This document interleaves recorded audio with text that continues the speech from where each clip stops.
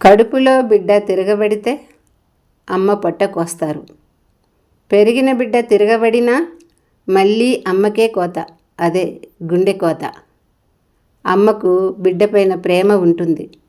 ఆ ప్రేమకు నమ్మక ద్రోహం చేసే బిడ్డలు ఉంటారు.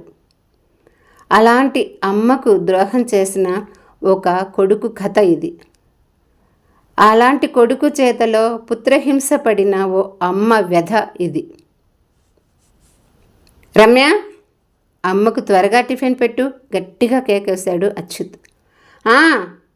వస్తున్నా అత్తయ్య, ఇదిగో వేడివేడి ఇడ్లీలు చల్లారిపోతాయి, రండి త్వరగా తినండి, కాస్త నెయ్యి వేసుకోండి అంటూ మర్యాదలు చేసింది రమ్య. టిఫిన్ తినడం పూర్తయి వెళ్ళిపోతుంటే, అత్తయ్య ఈ చీర మీకోసమే అంటూ ఒక కొత్త చీర చేతిలో పెట్టింది రమ్య. ఎలాంటి భావము కనబరచకుండా దానిని తీసుకొని తన ఇంటికి వెళ్ళింది సరోజమ్మ. తన ఇల్లేంటి? అవును, తను టిఫిన్ తిన్నది తన కొడుకు ఇంట్లో.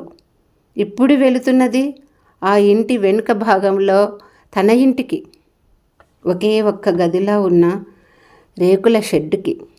భర్త బ్రతికి ఉండగా బాగా బ్రతికిన సరోజమ్మ ఆయన పోయిన 5 సంవత్సరాల నుండి దాదాపు అనాథలా జీవిస్తూ ఉంది. కారణం కొడుకు.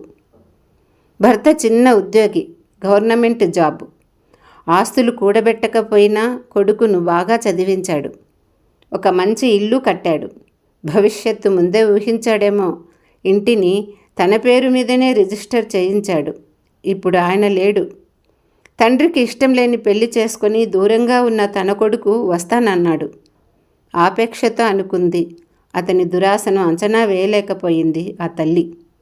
సంవత్సరం గడిచేలోగా కాంపౌండులో ఒక రేకుల షెడ్డు వెలిసింది. తల్లి అందులోకి వెళ్ళిపోయింది. 2 పూటలా ఇంత తిండి, అంతే. ఒక మాట పలుకు లేదు. జ్వరం దగ్గు వచ్చిన మందు మాకులు అసలే లేవు. పెన్షన్ తీసుకునే రోజు మాత్రమే మర్యాదలు. ఆ రోజు దగ్గర ఉండి తినిపిస్తారు. కట్టుకోవడానికి కొత్త చీర ఇస్తారు. తిరిగి వచ్చాక ఆ చీరను మడత పెట్టి తిరిగి ఇచ్చేయాలి, అంతే. ఆ రోజు పెన్షన్ తీసుకునే రోజు, అందుకే ఈ మర్యాదలు. దగ్గరుండి మరీ తల్లిని పెన్షన్ ఆఫీసుకని తీసుకుని వెళ్ళాడు కొడుకు.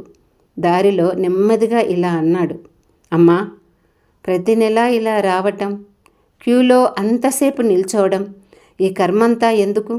నీ పేర అకౌంట్ ఓపెన్ చేస్తాను, ఏటీఎం కార్డు కూడా తీసుకుందాం, నువ్వు ఓ సంతకం చేస్తే చాలు అన్నాడు. మౌనంగా తలాడించింది సరోజమ్మ. నెల తిరిగేలోగా అన్ని ఏర్పాట్లు పూర్తయ్యాయి. ఏటీఎం కార్డు కూడా వచ్చింది. అది తన దగ్గరే ఉంచుకున్నాడు అచ్యుత్. నెలలు గడిచాయి. ఇప్పుడు సరోజమ్మ పరిస్థితి మరింత దారుణంగా తయారయింది. వేడివేడి టిఫిన్లు లేవు, కొత్త చీర లేదు. ఆ సమయంలోనే ఒక పని మీద ఆ ఊరికి వచ్చిన సరోజమ్మకు చెల్లి వరుస అయిన కూతురు శ్వేత పెద్దమ్మను కలవడానికి ఆ ఇంటికి వచ్చింది. తన వారితో మాట్లాడుతూనే పెద్దమ్మ కోసం ఇల్లంతా కలయ చూసింది. 10-20 నిమిషాలు కూడా అయింది. ఆమె జాడ లేదు. ఉండబట్టలేక అడిగింది, అన్నయ్య, పెద్దమ్మ ఏది అని. అది మరీ అంటూ నసుగుతూ ఉన్నాడు అచ్యుత్.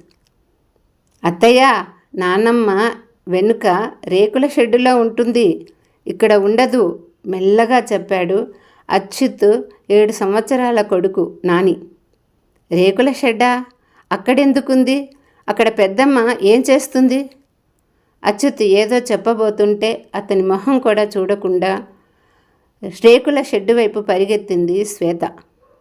అక్కడ సరోజమ్మ దీనస్థితిలో ఉంది. ఒళ్ళు పెన్నంలా కాలిపోతుంది. స్పృహలో ఉండి లేనట్టుంది సరోజమ్మ. శ్వేత అడిగే ప్రశ్నలకు జవాబు చెప్పే పరిస్థితిలో కూడా లేదు. పరిస్థితిని గ్రహించిన శ్వేత భర్తకు ఫోన్ చేసి పిలిపించి హాస్పిటల్కు తీసుకొని వెళ్ళింది. ఏదో చెప్పబోతున్న అచ్యుత్ మాటలు లెక్క చేయలేదు. శ్వేత సలహా మీద డొమెస్టిక్ వైలెన్స్ ఆఫీస్లో కంప్లైంట్ ఇచ్చింది సరోజమ్మ. కేసు కోర్టుకు వెళ్ళింది. సరోజమ్మ పేరు మీద ఉన్న ఇంటిని తక్షణం ఖాళీ చేయాలని, ఏటీఎం కార్డు ఆమె చేతికి ఇవ్వాలని రెసిడెన్షియల్ ఆర్డర్స్ను జారీ చేసింది కోర్టు. ఇప్పుడు సరోజమ్మ తన ఇంటిని అద్దెకి ఇచ్చింది. అద్దె డబ్బుతో, పెన్షన్ డబ్బుతో ఓల్డేజ్ హోమ్లో హాయిగా ప్రశాంతంగా సేద తీరుతుంది. ఇన్నాళ్ళు పుత్రుని చేతిలో హింస పడిన సరోజమ్మ ఇప్పుడు హాయిగా ఉంది.